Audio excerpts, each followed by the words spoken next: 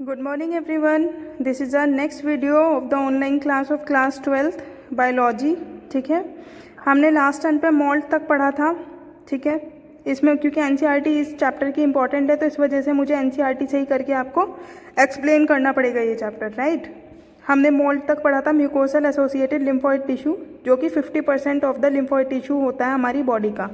ठीक है, 50% से ज़्यादा हमारा जो पूरे बॉडी का जो टिश्यू होता है वो मोल्ड के अकॉर्डिंग एसोसिएटेड रहता है, म्यूकोसल एसोसिएटेड लिम्फोइड टिश्यू के अकॉर्डिंग. अब बात करते हैं हम एड्स की. एड्स के बारे में भी मैंने आपको लास्ट टाइम पे बता दिया था. एक्वायर्ड इम्यूनो डेफिशिएंसी सिंड्रोम होता है, रेट्रोवायरस के थ्रू कोज किया जाता है, जो कि हमारा जेनेटिक मटीरियल चेंज कर देता है. ये मैंने आपको डायग्राम भी बताया था. ठीक है, कि रेप्लिकेशन ऑफ द रेट्रोवायरस कैसे होता है, वायरल प्रोटीन कोड कैसे होता है, वायरस कैसे हमारी नॉर्मल सेल को इन्फेक्टेड सेल में कैसे कन्वर्ट कर देता है ना. फिर प्लाज्मल मेम्ब्रेन कैसे है, viral RNA is introduce into the cell कैसे होगा, viral DNA is produced by the reverse transcriptase enzyme के थ्रू होता है.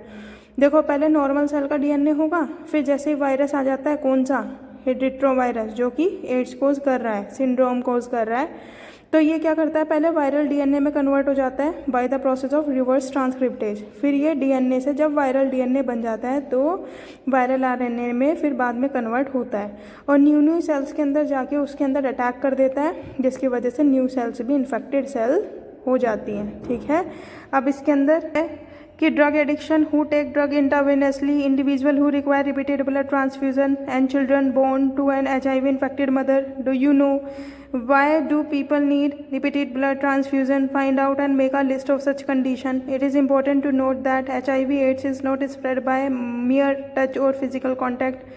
It is spread only through the blood fluid के थ्रू ही ट्रांसफ़र होता है. ठीक है, याद रखना हमेशा ब्लड फ्लूइड्स के थ्रू, फ्लूइड्स लिम्फ हो, ब्लड हो हमारी बॉडी के, उसी के थ्रू ये ट्रांसफ़र होता है.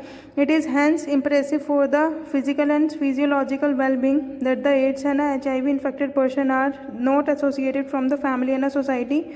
There is always a time lag between the infection and appearance of the AIDS system. देखो, एड्स के सिम्टम एकदम तो दिखाई नहीं देते.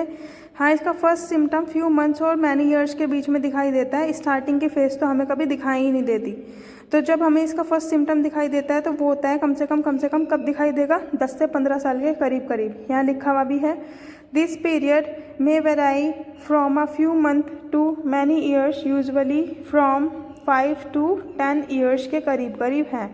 ये डायग्राम जो है, इसके क्वेश्चन ये जो है, इसके क्वेश्चन कैसे भी आ सकते हैं, फ्लो चार्ट के फॉर्म में भी आ सकते हैं, या फिर ABCD कुछ मिसिंग कर दे वो भी आपसे पूछ सकता है. तो आपको इसकी प्रैक्टिस करनी है रफ नोटबुक पे. जितने भी डायग्राम्स हैं उनकी प्रैक्टिस तो आपको होनी ही चाहिए. Right, now we will start. अभी तो हमने ये लास्ट टाइम के वीडियोज़ का ही किया है, आज हम डिटेल स्टार्ट कर रहे हैं कि हमारा ये फाइनली एड्स कैसे वो करके होता है. After getting into the body of a person, the virus enters into the macrophage. सबसे पहले वायरस हमारी मैक्रोफाज टिश्यू की जो सेल होती है उसके अंदर जाता है. अब ये करता क्या है, हम वो प्रोसीजर पढ़ रहे हैं. Where RNA genome of the viral replicate to form a viral DNA. Viral जो RNA जीनोम है वो कन्वर्ट हो जाता है वायरल DNA में with the help of enzyme reverse transcriptase के थ्रू. ठीक है, रिवर्स जो काम कर देता है. The viral DNA get incorporated into the cell of the DNA and directs the infected cell to produce a viral particle. ठीक है, वायरल पार्टिकल वहाँ पे बना देता है, यानी कि कहने का मतलब है उसके ऊपर जाके अटैक कर देता है. The macrophage continues to produce virus in this way act as like a HIV factory. तो हम इसकी वजह से क्या बोलते हैं, क्योंकि वहाँ पे वायरस बहुत ज़्यादा हो जाता है, सबसे पहले अटैक वायरस हमारे मैक्रोफाज के अंदर ही करते हैं. तो हम मैक्रोफाज को क्या बोलते हैं, जैसे एड्स के अंदर HIV फैक्ट्री के नाम से हम जानते हैं. क्यों, क्योंकि वहाँ पे जो HIV के जितने भी हमारे पार्टिकल हैं वो बहुत ज़्यादा लार्ज अमाउंट में वहाँ पे प्रोड्यूस हो चुके हैं. हम बात करते हैं simultaneously HIV enter into the helper T lymphocytes. TH cell के अंदर फिर फाइनली ये मैक्रोफाज के बाद वहाँ जाके ट्रांसफ़र होती है, रेप्लिकेट करती है एंड प्रोजेनी वायरस को प्रोड्यूस करती है. The progeny virus release into the blood attack and other helper T lymphocytes को जाके वो वहाँ पे डिस्ट्रॉय कर देता है. And this is repeated, leading to the progressive decrement in the number of a T helper cell lymphocytes into the body of the infected person. जिसकी वजह से अगर वायरल DNA किसी चीज़ के ऊपर एक्ट करेगा तो उसका ऑब्वियसली प्रोग्रेसिव डिक्रीमेंट होना ही होना है. During this period the person suffers from bout of the fever, diarrhoea and weight loss. इस दौरान जब टी हेल्पर सेल कम हो जाती है तो किसी भी पर्सन का क्या होता है, फीवर चढ़ जाता है, ठीक है, bouts of the fever, diarrhoea हो जाता है, वेट लॉस हो जाता है। Due to the decrement of the number of the helper T cell the person start suffering from the infection that could have been otherwise overcome such as those due to the infection specially from the mycobacterium, viruses, fungi and even parasitic like. कौन कौन से parasites हो गए हमारे, जैसे कि toxoplasma वगैरह वगैरह, इस तरह के बहुत सारे हो गए। इनके थ्रू वायरल डीएनए फैल जाता है, यानी कि एड्स फैलता है। द पेशेंट बिकम सो इम्यूनोडेफिशिएंट यानी कि इम्यून सिस्टम में थोड़ी वीकनेस सी आ जाती है, दैट ही और she is enable to protect him और herself against these infection, ठीक है, अनेबल हो जाते हैं। Widely use diagnostic use, AIDS को हम कैसे सही करा सकते हैं, एलाइजा के थ्रू, एलाइजा इसकी फुल फॉर्म भी पूछी जाती है, एंजाइम लिंक्ड इम्यूनोसॉर्बेट ऐसे। Treatment of AIDS with the anti retroviral drug, कैसे कर सकते हैं, जो रेट्रोवायरल ड्रग है, एंटी यानी कि अगेंस्ट, उसके अगेंस्ट जो कोज करती है, एंटी रेट्रोवायरल ड्रग देते हैं, is only partially effective, partially he effective है, यानी कि पूरी तरीके से एड्स की बीमारी को सही नहीं करता। And they can only produce the life of a patient but can't prevent death which is inevitable. Prevention of कैसे कर सकते हैं, एड्स की प्रिवेंशन कैसे कर सकते हैं, as AIDS has no cure, prevention is the best option, है ना, क्योंकि क्योर नहीं है तो प्रिवेंशन ही उसका बेस्ट ऑप्शन रहता है। Moreover, HIV infection moreover is spread due to the conscious behavior pattern and it is sometimes that happen independently like pneumonia or typhoid.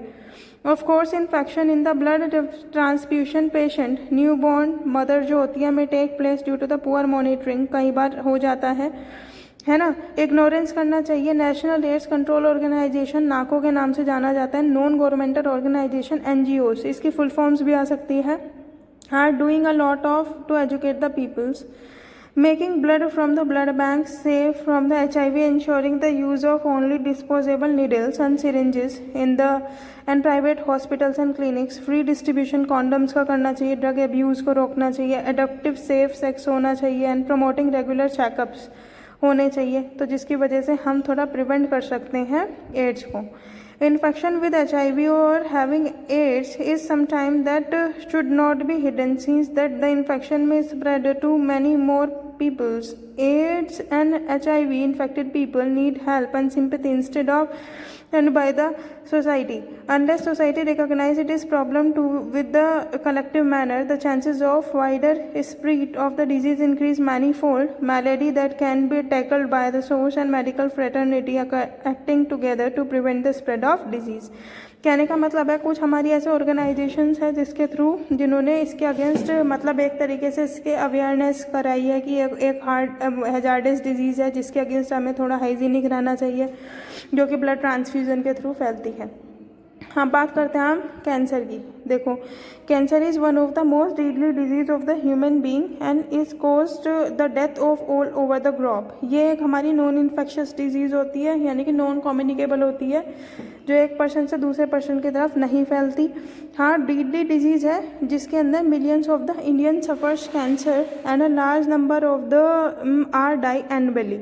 The mechanism क्या है इसका, है ना, अंडरलाइ डेवलपमेंट ऑफ कैंसर और oncogenic. देखो, oncogenic एक cell हमारी क्या होती है, कैंसर क्या बोलते हैं, जहाँ एक सेल होनी है वहाँ हमारी बहुत ज़्यादा सेल्स की ग्रोथ हो रही है। और oncogenic transformation of the cell जो है, its treatment and control has been taken some of the most extensive area of research in the biology and medicine.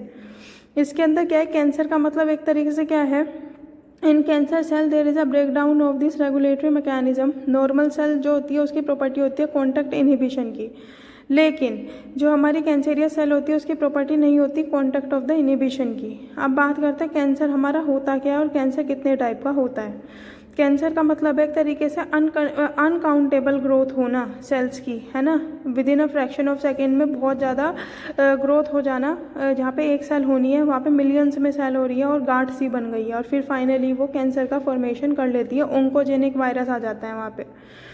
अब इसके बाद क्या, ट्यूमर क्या होती है, फर्स्ट स्टेज होती है कैंसर की, cell just divide continue to divide give rise to a mass of cell. बोल सकते हो ट्यूमर क्या है, एक तरीके से मास ऑफ सेल है। है ना। अब ये ट्यूमर भी 2 टाइप का होता है। Tumour is the first stage of cell, आप बोल सकते हो। ट्यूमर क्या होता है, बिनिग्न ट्यूमर होता है, और हमारा और भी होता है जैसे कि मैलिग्नेंट ट्यूमर। बिनिग्न ट्यूमर क्या है, तो यहाँ देख रहे हो, benign tumour normally remains conflicted to their original location and don't spread to the other part, remains conflicted to the original location, ठीक है ना, लिटिल डैमेज करता है। बिनिग्न ट्यूमर का मतलब है फ्लूइड के थ्रू सेल्स हमारी एक जगह से दूसरी जगह ट्रांसफ़र हो सकती है, लेकिन इसके अंदर नहीं ट्रांसफ़र होती। अगर कैंसरियस सेल एक जगह से दूसरी जगह, सपोज किसी की बॉडी के अंदर कैंसर हो चुका और वो एक जगह से दूसरी जगह ट्रांसफ़र हो रही है, तो उसे कहीं ना कहीं तो प्रॉब्लम होगी ना, है ना, क्योंकि हर जगह क्या तो एक जगह पे था, अब और जगह फ्लूइड की वजह से सारी जगह सेल जा रही है कैंसरियस, तो वो और सेल को भी कैंसर वाली बना देगी। तो ये ऐसा नहीं करता। लेकिन मैलिग्नेंट ट्यूमर के अंदर मास ऑफ सेल प्रोलिफरेशन हो जाता है, नियोप्लास्टिक और ट्यूमर सेल के नाम से हम इसको जानते हैं, ठीक है।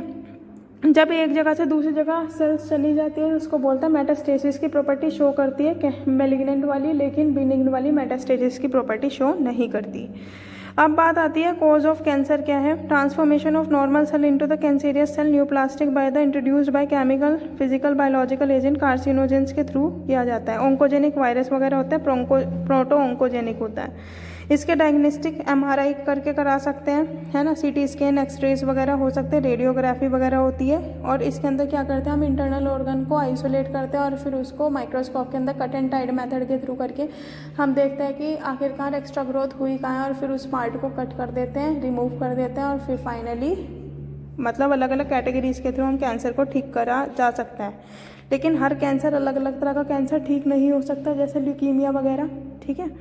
कैंसर के लिए आपका आज का इतना ही। नेक्स्ट टर्न पे जो हम स्टार्ट करेंगे वो करेंगे ट्रीटमेंट कैसे कर सकते हैं, अल्फा इंटरफेरोन क्या होता है, ड्रग्स एंड अल्कोहल अब्यूज़ वगैरह क्या होते हैं, कैनाबिनोइड्स क्या है, इसकी डेफिनेशंस क्या है, कोकेन, कोक, क्रैक क्या होते हैं, ड्रग्स कितने टाइप की हैं और इसका क्या क्या इफेक्ट रहता है हर किसी की बॉडी के ऊपर, है ना, इंडिविजुअल्स के ऊपर।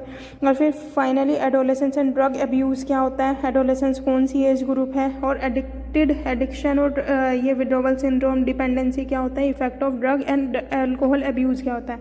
ये आपका चैप्टर फिनिश हो जाएगा विद इन 2 days, ठीक है। आप लोगों को क्या करना है, फिलहाल NCERT से रीड करना है। किसी ने अपनी पुरानी वीडियोस नहीं देखी, पुरानी वीडियोस देखो, प्रॉब्लम है तो फ़ोन करके पूछ लो स्कूल टाइम में। बोर्ड पिक के साथ जाती है, नंबर जाता है सारे टीचर्स का, और आप लोगों के पास है भी सारे टीचर्स का नंबर, ठीक है। इस चैप्टर को NCERT से रीड करना है। आज के लिए इतना ही, थैंक यू।